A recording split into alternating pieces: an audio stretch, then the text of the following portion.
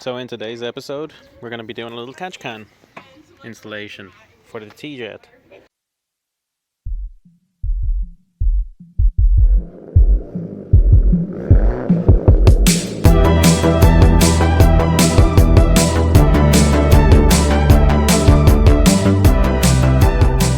Now as you can tell, in the Fiat Panda, it's a very, very tight space. I think I've kind of settled on somewhere around in here, tucked away.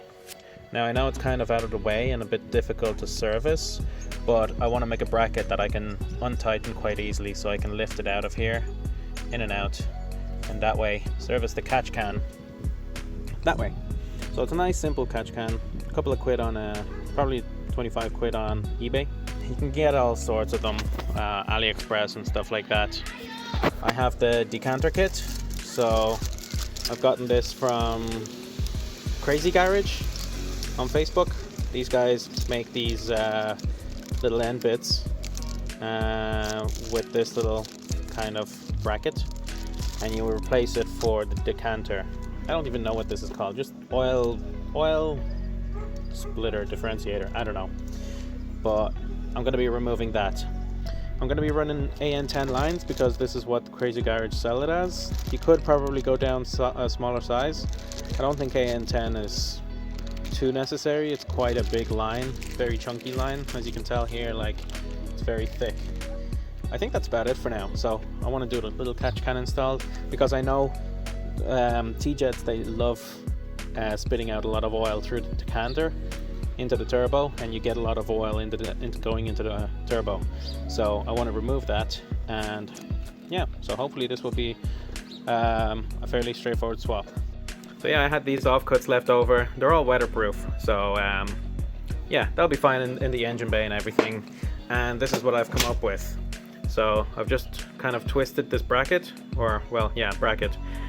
Took off the catch can. Oh, my first bracket I've ever made, except the other one. Never mind. Alright, so I'm back over here now with my new bracketed catch can.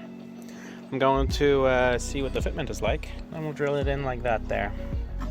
But yeah, that looks great. I can also use a couple of nuts to give it a little bit of extra height. So I've got the catch can installed. What I did here was I ran 2 bolts from underneath the bit of the frame. That way I was able to put in nuts in between the bracket and the frame. So that's in place. It's not going anywhere. It does knock around a little bit. I could probably tighten it down in some other way as well.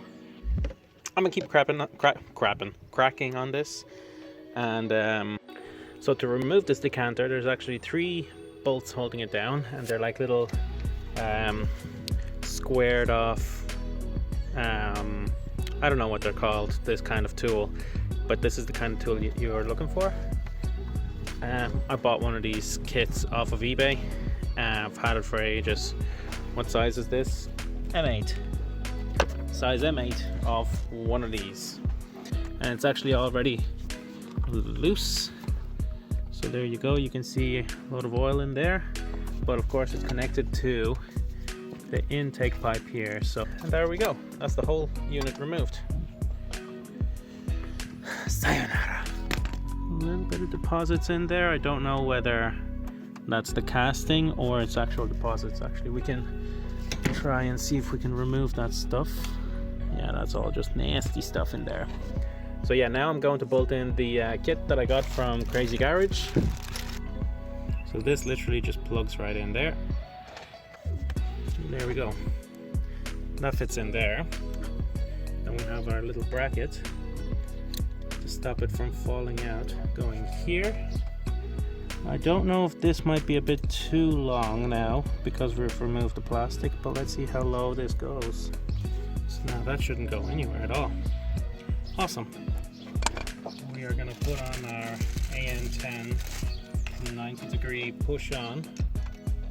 Essentially, that's in place now. So now what I'm going to do is I'm going to cut my AN10 line here. So the catch can line to the head is connected, not without injury. I don't know whether it's just this AN fitting, but it does not fit into the AN10 lines. Just crappy fitment, but or it needs to be only for Teflon. I don't know. This is nylon with stainless steel line inside of it. But you can tell how I've managed to scrape the crap out of my hand. Yeah, a bit of savagery going on with this. But so far so good. Now I'm going to fit it into place and then I'll get the other side connected, and that should be that. So now that's this line for the out connected, running all the way down to this nipple. Did somebody order milk with that coffee? So the catch can install is done. That's how I've ran it. I wonder if I can actually unscrew it from here. Probably not. So this is going to be something that I have to do every service. To just empty it out, I have to undo these lines, undo these screws, pull them off, and then that'll come out and I can service it properly that way. Oh, actually what's left is here. I have to plug up this hole. So what I'm going to do is I'm going to use the line from the decanter, just stick a screw in, tie it down with a Jubilee clip, and that'll be that for now until I get a proper nipple for it. But that's pretty cool. I'm happy with that.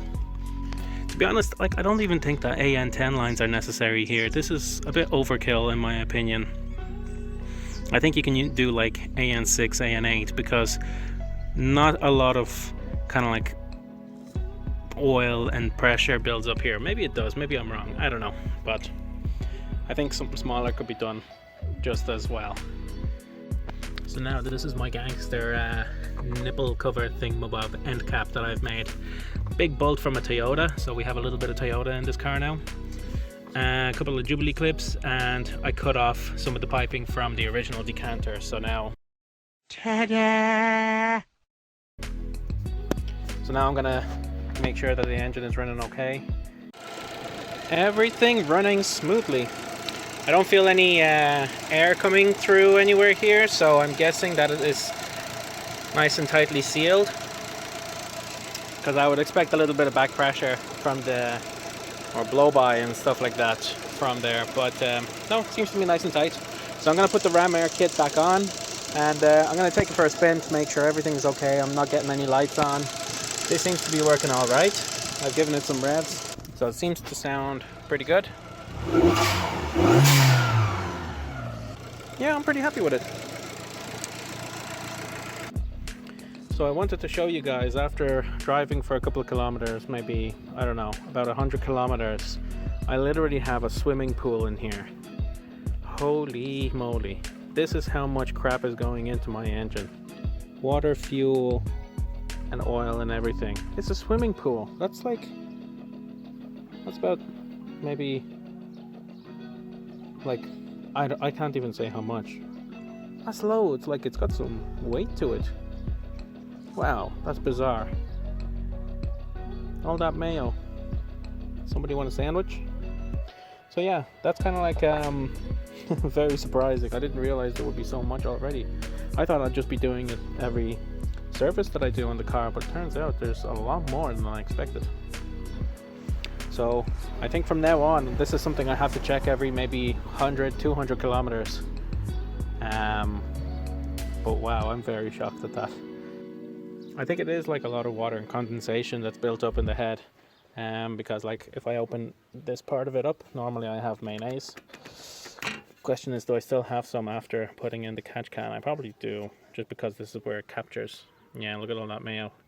I'm not losing any water, so this is all condensation, because I live in a small place, so driving around, like, I don't have to drive far, and because of that the car doesn't get to breathe as much. So that's why I've been trying to do some motorway miles on it and stuff like that. But yeah, catch can for a TJet, definitely worthwhile, because that stuff ain't going back into the engine.